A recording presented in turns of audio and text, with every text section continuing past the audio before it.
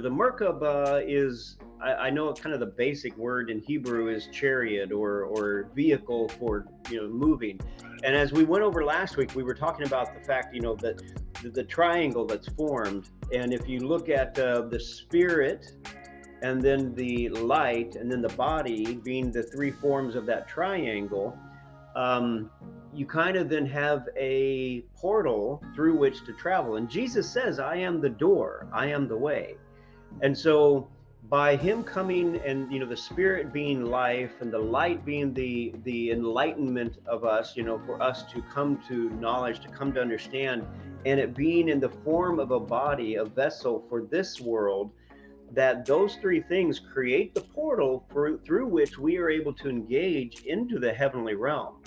I love that Jesus is the Merkabah, and that we are little Merkabahs.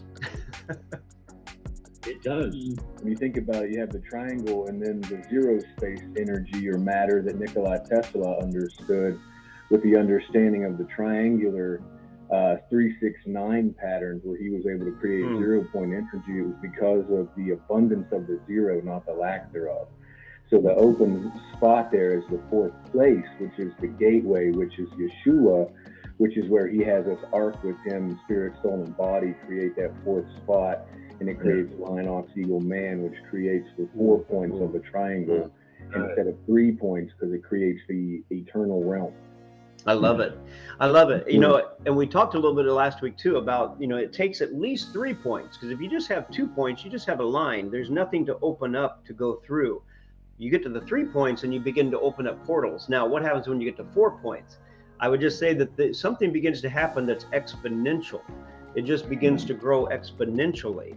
And I've always said that, when people get together in groups and we engage as the ecclesia and we go into the heavens to see what the Father's doing, so many people get so much more revelation sometimes when we're in those groups, because it's like, I'm a portal, you're a portal. That's 1, 2, the next person is a portal, that's 4, the next person being a portal, that's 8. It begins to grow exponentially. And it's like that portal is just massive when we come together.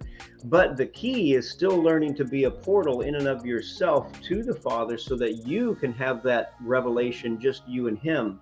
Because without that, then your portal is not quite as, everything it should be when you come together in a group. But that's why I think so many people do better in groups than they do alone.